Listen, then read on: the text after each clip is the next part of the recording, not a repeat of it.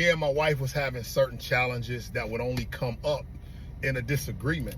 And God showed me that we were only having challenges because we were trying to give something stale to a person that expired. We have grown so much, we have healed so much, we have evolved so much. Some of the things that used to trigger us don't trigger us anymore. Ways that love used to speak to us, it don't speak to us no more. God said, take her on a date as if you just met her. So I told her, I said, listen, we're going on a date. Leave your wedding ring at home. I'm leaving my wedding ring at home because I don't want to date no married woman, first and foremost. We're going to show up in different cars and we're going to act as if it is our first time meeting one another. I pulled up to our house with roses and cookies. Our son answered the door. I said, hello, is your mom here? And he's looking at me all crazy like, Dad, what are you doing? You can come in.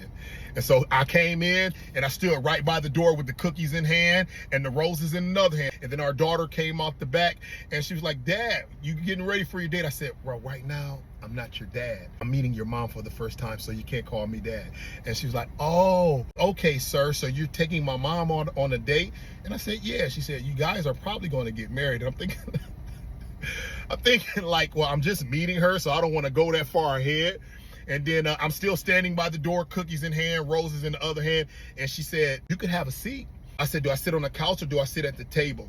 And she said, you can sit on the couch. And after about 5 minutes, my date comes out from the back. I said, I hope it was okay that I had a seat. Your daughter said that I can sit down. I said, but you are beautiful. You look amazing. And she came over to me and I leaned in and I gave her a little half hug, you know. And so we leave to go out on a date. We really spent this whole time talking and getting to know one another as if it is our first time meeting. Like, what is your favorite color? What do you like? What excites you? What are some things that trigger you? What are some things that you overcame that are still a thin line that could potentially cause you to drift into that space? What are ways that you receive love? What is something that people misjudge about you? We are asking these questions and we are really getting to know each other in ways that you have to be intentional to get to know your partner. We walked away with a refresher course of one another. It blessed us so much and we have just been on a high since then. So I thank God for dropping that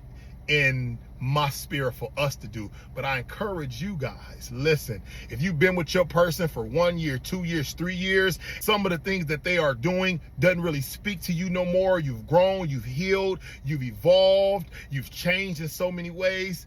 Take your person out on a date as if it was your first date and talk to one another like you never met each other before, like this is the first time that you've come in contact with one another. And I guarantee you, you are going to leave this date refreshed, restored, revived, and renewed. Do that for y'all marriage so that y'all can continue to experience the newness of one another like you did when you first met.